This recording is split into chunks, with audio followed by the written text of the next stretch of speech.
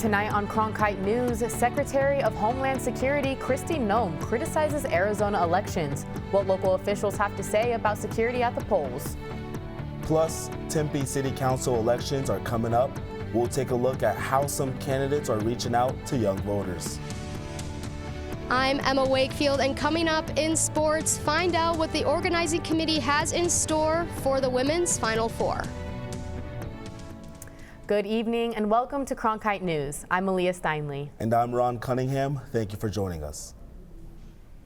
President Donald Trump is giving his State of the Union address tonight in Washington, D.C. He's expected to talk about the economy, tariffs, and foreign policy. But that wasn't enough to convince some Democratic lawmakers who are skipping the speech, including Representative Adelita Grijalva, Yasmin Ansari, and Senator Ruben Gallego, who took to Facebook to share his thoughts. Well, I just want to tell you to hear from me that I am not going to State of the Union. Look, there's more productive things I could be doing with my time than just sitting there for 2 hours and clapping on cue. Right now, this country is hurting. Several other members of the Democratic Party are also skipping the speech, and instead of participating in what they call a People's State of the Union on the National Mall. However, Republican Speaker of the House Representative Mike Johnson shared his thoughts this morning on the event. Take a listen. It's shameful that they would boycott an address. We don't do that. Republicans don't do that. It doesn't matter if there's a president from the opposing party. We don't skip out. Our constituents want and need us to be here. Every member of this House represents over 750,000 people. They're disenfranchised if you're not sitting in the seat to be a part of the role and the responsibility of Congress. I think it's shameful.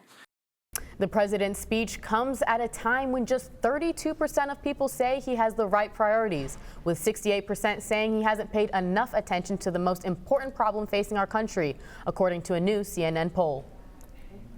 Looking at politics a little closer to home, 4 newcomers are trying to unseat 3 incumbents for Tempe City Council. And while young voters have made differences in many elections, in Tempe, they could have an outsized influence if they get out and vote. In the city with a high population of college students, some candidates for city council are working to energize young voters. So I want to make sure that I'm giving a voice to those guys, because there was no local politicians that came in, or politicians in general that came in when I was sitting in chapter. Forte says when he was an Arizona State Greek life student, no one came looking for his vote, but he believes there are obvious things that will get ASU students' attention. Is to bring a bowl game back to Tempe. And I think that's kind of dual purpose. One, college students love college football, and ASU football is finally doing good. Incumbent Arlene Chin says most council decisions impact everyone, but notes some topics get more attention from younger voters. I think several.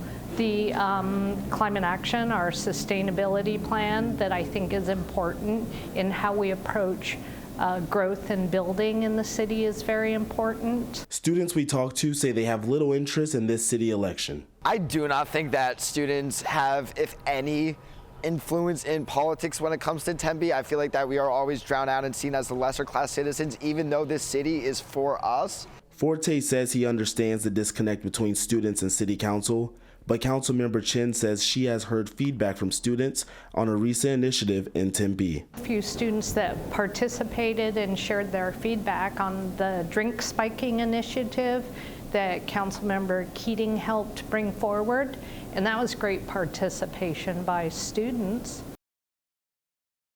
The primary election is March 10th. 3 candidates must get at least a majority of the vote, or there will be a runoff election on May 19th.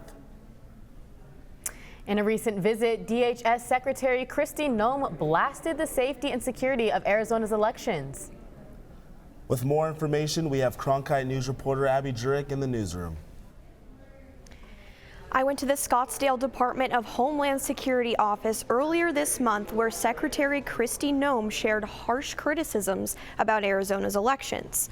I found out why Secretary Noem wants major changes in U.S. election law and why Arizona's top election officials disagree. Your state has been an absolute disaster on elections. DHS Secretary Kristi Noem cast doubt on the way Arizonans vote. There's no state that could use more improvement than Arizona. But Arizona Secretary of State's Chief Information Security Officer, Michael Moore, says that's not true. I found that personally and professionally very insulting, as I've been in the election space in Arizona since 2019. Moore said Noem's criticism does not match reality. As people make claims, it's as if they are setting up the population for, if we don't like the outcome of this election, then that means there's fraud without any evidence. The Secretary of State's office works closely with the Arizona Department of Homeland Security and the state's National Guard to ensure Arizona elections are secure. But he said some federal partners were cut back last year during widespread funding cuts from the Trump administration. Moore said he was told the state's regional election security and cybersecurity advisor programs dissolved completely. We've seen a lot of the support that we enjoyed dry up. Now, Noem and U.S. Representative Eli Crane of Northern Arizona support the Republican-sponsored Save America Act, which would cause major changes to elections, requiring all voters to provide ID that proves citizenship and eliminate all mail-in ballots. At least your elections make ours look good. That's what other representatives from other states tell us when they see how long it takes us to tabulate votes and all the stuff going on out here. Arizona is one of the only states where all voters may vote by mail, and voters can drop off mail-in ballots on Election Day, meaning not every vote is counted on the same day. The Save America Act passed the House and awaits a vote in the Senate. In the newsroom, Abby Jurek, Cronkite News. Savannah Guthrie took to Instagram this morning to announce a $1 million reward for information on her missing mom. I'm coming on to say it is day 24 since our mom was taken in the dark of night, but we need to know where she is. We need her to come home.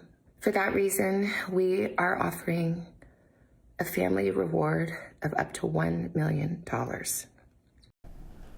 The search for 84-year-old Nancy Guthrie is ongoing. The FBI announced they will offer up to $100,000 for any new information in the case. In international news, the president of Mexico called for peace today after violence erupted in the popular tourist town of Puerto Vallarta.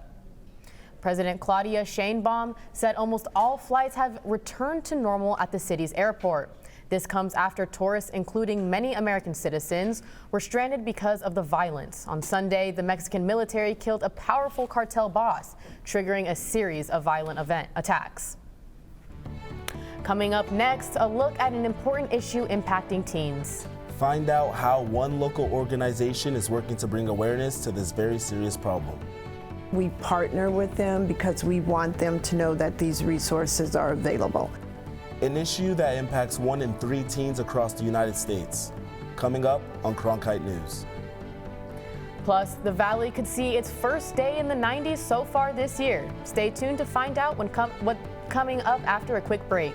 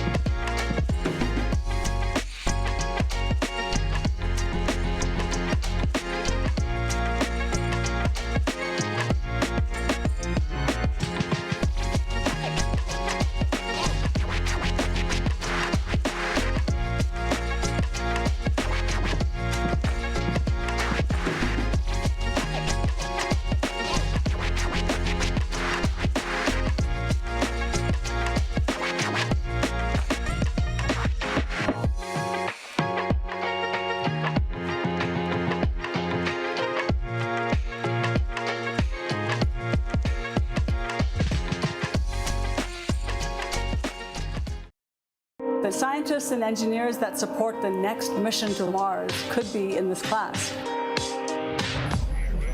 Getting a degree at ASU is a journey that can take you anywhere. Into a world of groundbreaking technology and renowned award-winning faculty. Professors who help you to impact the world. Whether you're on campus or at home, becoming your best starts with learning from the best. Welcome back. An update now on the potential merger between Paramount and Warner Brothers Discovery. Paramount has officially raised its bid for the company, but we don't know by how much. Their previous offer, sitting at $30 per share, was rejected in favor of WBD's current deal with Netflix. Since then, Paramount has appealed directly to shareholders in what's known as a hostile takeover. According to CNN, a source says it values WBD above $30 per share. Speaking of TV, it looks like there's a growing attitude change among parents concerning the amount of time kids spend on their screens. That's according to Pinterest's new parenting trends report released today. The report details how parents are shifting away from screen time and online entertainment in favor of real-world enrichment and play. Searches for screen-free activities, family traditions, and digital detox ideas are rising in addition to interest in outdoor learning and educational activities. Teen dating violence is on the rise, and for a second year in a row, Governor Katie Hobbs proclaims February as Teen Dating Violence Awareness and Prevention Month. Cronkite News reporter Serenity Reynolds tells us how teens facing this issue can get help here in the Valley. 1 in 3 U.S. teens will experience dating violence before reaching adulthood, according to the Arizona governor's office. Local organizations like Chicanos por la Casa or CPLC are spreading that awareness. Our main purpose is to go in and provide services for our teens ages freshmen through high school. At partnered schools, CPLC sends in presenters to talk with students about experiencing violence in relationships while also providing a space where teens feel safe. It's helped our teens realize that there's help out there for them, that we have resources available. They offer specific programs, one titled A Call to Men for male-identifying teens whose voices often go unnoticed. A lot of times young men, they don't talk about the abuse because with our world, it's you need to man up. We want them to know that they themselves have the right to be in a healthy relationship. As students are using the restroom here at the CPLC, they are reminded of resources they have against sexual assault, such as flyers, brochures, and safe sex practices. Studies show teen violence is rooted in mental illness, hormones, or a skewed belief in relationships. Psychologist Jennifer Webster says a high level of care needs to be taken when approaching an at-risk teen. Obviously, being exposed to that type of violence or being exposed to that type of concern is going to have profound mental struggles, especially when it comes to like chronic anxiety, depression, and self-esteem concerns. McGinty also takes that approach. We don't go in and dictate to them. We partner with them because we want them to know that these resources are available. This issue is increasing, but Webster is seeing more victims speak up and advocate for change. They had the hope, and there's so many different resources that give them that support to build themselves up, to heal, and to recover. In Phoenix, Serenity Reynolds, Cronkite News. Shifting gears here, let's take a look at this wild winter storm taking over the Northeast. Yeah, Leah, it's no joke. Plenty of officials in states from Delaware to Massachusetts have declared emergency situations. Today, blizzard conditions have left thousands in the Northeast without power amid freezing temperatures. People are battling extreme snowfall from the past couple of days that includes more than 2 feet in some states. The storm has also delayed out-of-state residents and those traveling within, as hundreds of flights have been canceled over the weekend. Well, Ron, we just saw the intense winter conditions happening in parts of the country. Yeah, Leah, let's take a moment to look at how winter is playing out there in the valley. Ray Tadako joins us now from Cronkite Weather Center with our forecast. Thank you, guys. As we head into our evening tonight, around 8 p.m. and 9 p.m., we're going to be switching gears into the 60s, 68 by 10 p.m. As we get into some of the warmer temperatures in the evening, you're not going to need a jacket anymore. You can be outside in a nice t-shirt and still enjoy that weather. Speaking of our lower temperatures, tomorrow we are going to see 62 degrees in the Phoenix area. We're going to see some nice 50s in the southern part, and then we're going to look at the 60s, 63 in Yuma. Now up in the northern part of the state, we are looking at 31 degrees, 35 in Flagstaff. It's still a bit chilly, so if you're heading up north, you're going to want to grab some extra layers going up there, and then 56 in Tucson. As we move to our warmer temperatures, it's getting real hot in Phoenix, 88 degrees we're going to see. So you're going to want to hydrate, stack up on sunscreen, because those warmer days are ahead and it's going to be hot outside. Now looking at the western part, 95 degrees in Yuma, getting really hot outside. So we're going to look at heat protection, and then up in the northern part, 65 degrees, 64 degrees up in Grand Canyon and Flagstaff area, 86 degrees in Tucson. Now looking ahead to the rest of the week, we're going to hit 88 on Friday, some sunny skies, and then our weekend comes, we're going to hit 91, 92, and 91 degrees. Tuesday, Wednesday, we're looking at some sunny skies ahead. From the Cronkite Weather Center, I'm Ray Tadako. Thanks, Ray. The Cronkite Sports Report is up next. After a big win over the weekend, ASU women's basketball is dreaming big. How Sun Devil women's coach Molly Miller hopes to take the team to the NCAA tournament.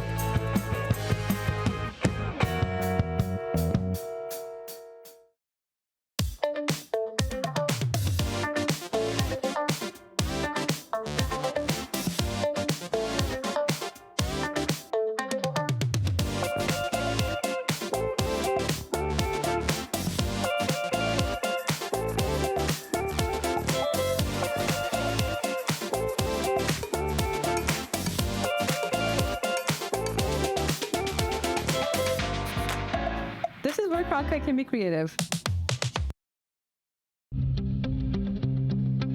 You meet so many new people who are on different communities, and when you do that, you're able to network not only, but also you get to engage, talk to people, and make life friends. I think that definitely surprised me, the community that I would find, because I wasn't really expecting it. I was like, freedom. Friendly. Nice. I'd say cozy.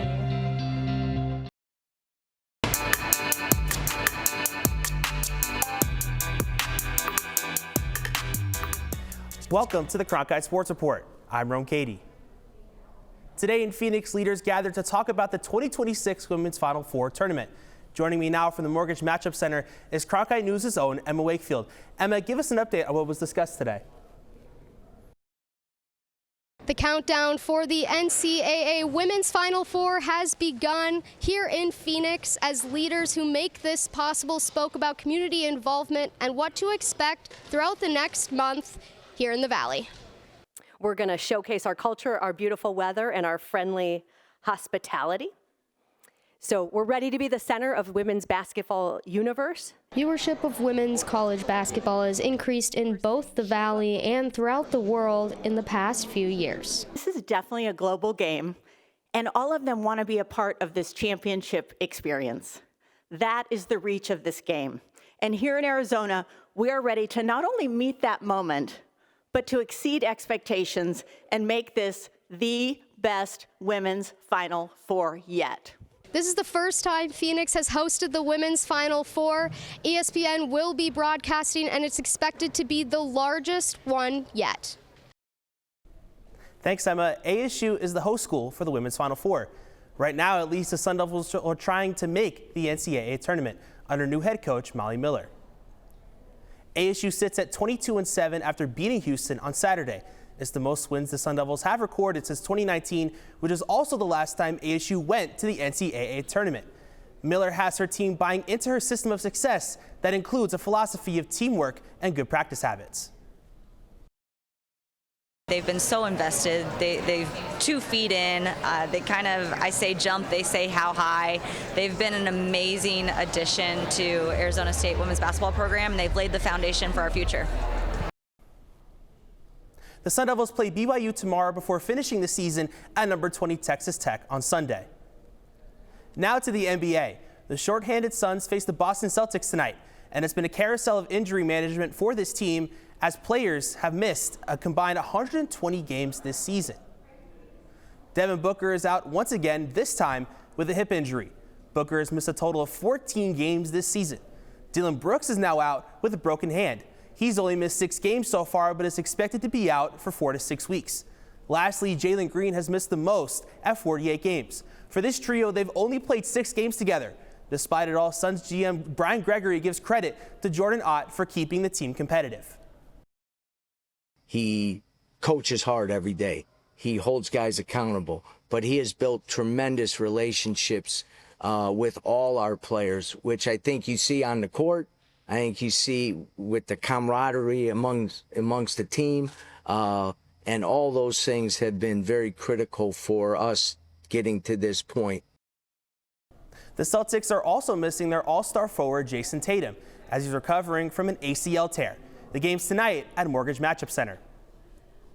A new face has joined a familiar squad. John Barkfeld is the newest coach on the Arizona State softball staff. Barkfeld spent 14 seasons as the head coach at Tulsa before joining Oklahoma State as an assistant in 2019. He stepped down from his role on the field in 2023, but has returned in 2025 when he joined the Team USA staff. They went on to win the gold in the World Games that same year. As the Sun Devils pitching coach, Barkfeld brings loads of experience to a star-studded pitching staff. I think he's probably forgotten more about softball than I knew, right? And he is just so kind and he's so patient, but he does such a beautiful job of keeping what can end up being really complex concepts really, really simple. And he's just been kind of the missing piece. Like the personality fits, like he's very direct, but he's very calm, he's very kind, he's a very positive person. Since Barkfeld joined ASU, the Sun Devils are 13-3 with a team ERA of 3. The Olympic drama in Italy captivated many viewers this year. NBC is reporting it averaged about 23.5 million viewers for these Winter Games. That's the biggest number since 2014 and nearly double the audience for the last Winter Olympics in 2022. The Games helped the Peacock streaming service see its best month ever. That's it for tonight's Cronkite Sports Report. I'm Rome Katie, and thank you for joining us. Now back to Ali and Ron at the desk. Guys. Coming up next, a curious pup who lost his way. Yeah, Rocky. The dog spent over a month in the Rocky Mountains. Stay tuned to find out how Rocky was rescued and who helped save them.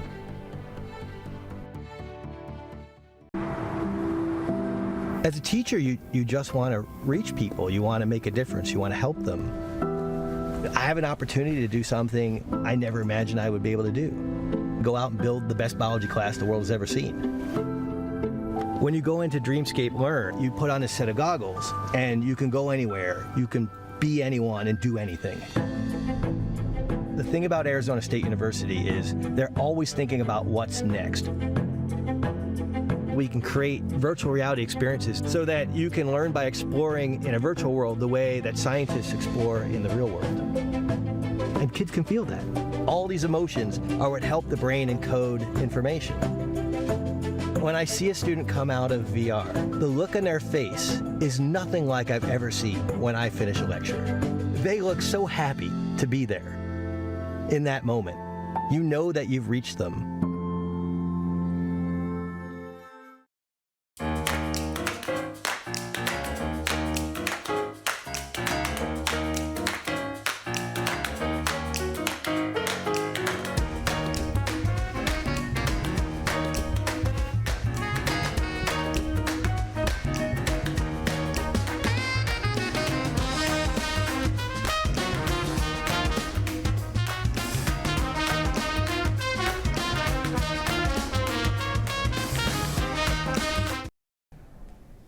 Welcome back. And I don't know about you, Ron, but I can't imagine how nerve-wracking it would be to have my dog run away for over a month.